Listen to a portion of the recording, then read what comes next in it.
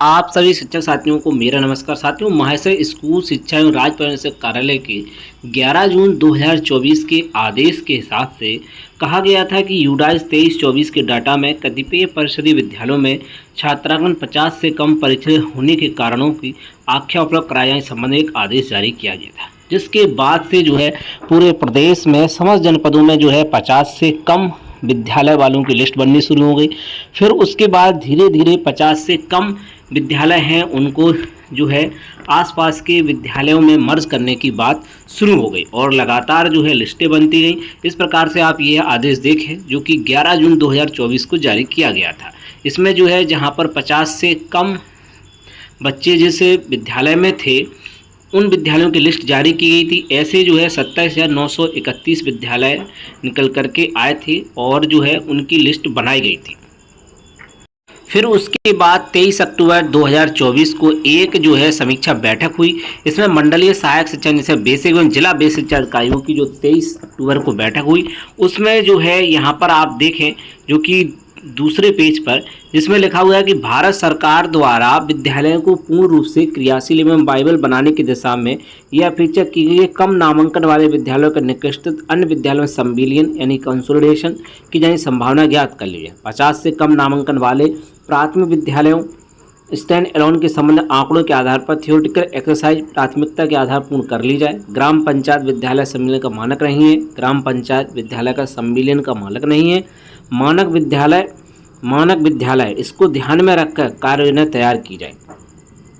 इस हेतु किस विद्यालय को निकटस्थ किस अन्य विद्यालय सम्मिलन किया जा सकता है, बच्चों कितनी दूरी तय करनी होगी, भवन की उपलब्धता, शिक्षकों की उपलब्धता, ट्रांसपोर्ट की उपलब्धता, नहर, नाला, सड़क या हाईवे आदि घटकों पर विचार कर परिदृश्य तैयार करते हुए प्रत्येक विद्यालय के लिए एक पेज की टिप्पणी तैयार की जाए और इस प्रकार ऐसे सभी विद्यालयों के बारे में जनपद की पुस्तिका तैयार कर ली जाए।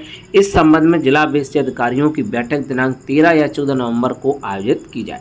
तो इस संबंध में देखिए 13 या 14 नवंबर को एक बड़ी बैठक भी हो सकती है जिसमें कहा गया है कि 50 से कम नामांकन वाले जो प्राथमिक विद्यालय हैं उनको किस प्रकार से कंसोलिडेशन किया जाए यानी उनका सम्मेलन किया जाए, शिक्षकों की उपलब्धता किस प्रकार से रहेगी, ट्रांसपोर्ट की व्यवस्था किस प्रकार से रहेगी। तो इस आदेश के बाद प्रदेश में हड़कंप मच गया है और इसको लेकर के अब राजनीति भी शुरू हो चुकी है, जिसको लेकर के बसपा सुप्रीमो की ओर से आपत्ति करी गई है। आज के विभिन्न समाचार पत्रों में यह हेडिंग रही है कि 50 से कम नामांकन वाले परिषदीय स्कूल होंगे मर्ज, विद्यालय को दूरी, भवन, शिक्षा उपलब्धता आदि की रिपोर्ट बनाने के निर्देश। प्रदेश में परिषदीय विद्यालय में बच्चों की कम होती संख्या को लेकर ऐसे विद्यालयों में पास के विद्यालयों सम्मेलन मर्ज कराने की प्रक्रिया शुरू कर दी गई है। इसके तहत 50 से कम नामांकन वाले विद्यालयों को चिन्हित कर उनके पास के विद्यालयों में भेजने को लेकर सभी जिलों में रिपोर्ट तैयार करने का निर्देश दिया गया। वहीं जर्जर विद्यालयों को 1 महीने में ध्वस्त कराने की प्रक्रिया पूरी करने को कहा गया। हाल ही में प्रदेश के सभी मंडलीय सहायक शिक्षा निदेशकों और बेसिक शिक्षा अधिकारियों की बैठक में यह जानकारी दी गई। इस सत्र में बच्चों की संख्या 1 करोड़ से अधिक है। वहीं केंद्र सरकार द्वारा विद्यालयों पूर्ण रूप से क्रियाशील व औचित्यपूर्ण बनाने निर्देश दिए गए। केंद्र ने अपेक्षा की है कम नामांकन वाले विद्यालयों में पास के अन्य विद्यालयों में सम्मेलन मर्ज करने की संभावना देख ली जाए। 50 से कम नामांकन वाले प्राथमिक विद्यालयों से जुड़ी प्रक्रिया प्राथमिक पूरी की जाए। इसे ध्यान में रखकर कार्य योजना तैयार की जाए। उस ग्राम पंचायत मानक विद्यालय है या नहीं, किस विद्यालय को पास के अन्य विद्यालय मर्ज किया जा सकता है, बच्चों की कितनी दूरी तय करनी होगी, भवन व शिक्षकों परिवहन की उपलब्धता, नहर, नाला, सड़क या हाईवे आदि देखते हुए हर विद्यालय रिपोर्ट तैयार किया। वहीं महाशय स्कूल शिक्षा कंचन ने कहा है कि ऐसे सभी विद्यालयों के बारे में जिले की एक संयुक्त बुकलेट तैयार की जाए ताकि 13-14 नवंबर को बीएसए की प्रस्तावित बैठक में इस पर चर्चा की जा सके। उन्होंने यह भी निर्देश दिया है कि अभियान चलाकर जर्जर विद्यालयों के भवनों का ध्वस्तीकरण 1 महीने में किया जाए।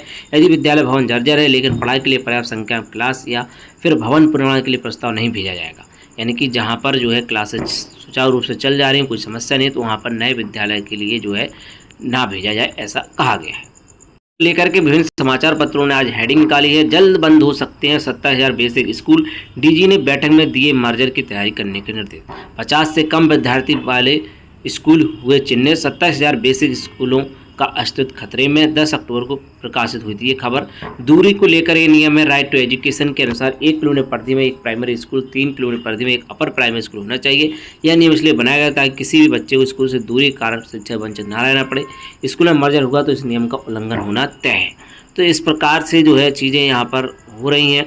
23 अक्टूबर को जो शिक्षा विभाग की समीक्षा बैठक थी, मीटिंग मिनट्स में साफ तौर पर स्कूलों सम्मेलन को लेकर कार्ययोजना बनाने की बात कही गई है। हालांकि इस संबंध में कंचन का कहना है कि 50 से कम बच्चे वाले स्कूलों में ब्यौरा सिर्फ इसलिए जुटाया जा सके ताकि यह देखा जा सके कैसे इन स्कूलों में परफॉर्मेंस सुधार किया जा सकता है।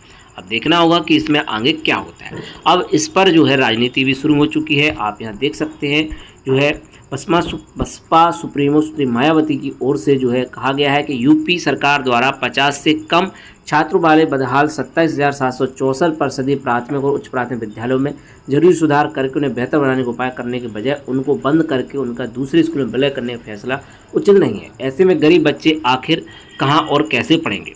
यूपी और देश के अधिकतर राज्यों में खासकर प्राइमरी और सेकेंडरी शिक्षा का बहुत ही बुरा हाल है, जिस कारण गरीब परिवार के करोड़ों बच्चे अच्छी शिक्षा तो दूर सही शिक्षा से लगातार वंचित हैं। उड़ीसा सरकार द्वारा कम छात्रों वाले स्कूल बंद करने का ये फैसला अनुचित है। सरकारों की इसी प्रकार की गरीब व जन विरोधी नीतियों का परिणाम है कि लोग प्राइवेट स्कूल में अपने बच्चों को पढ़ाने को मजबूर हो रहे हैं। जैसा कि सर्वे से स्पष्ट है, किंतु सरकार द्वारा शिक्षा पर समुचित धन व ध्यान देकर उनमें जरूरी सुधार करने के बजाय इनको बंद करना ठीक नहीं है।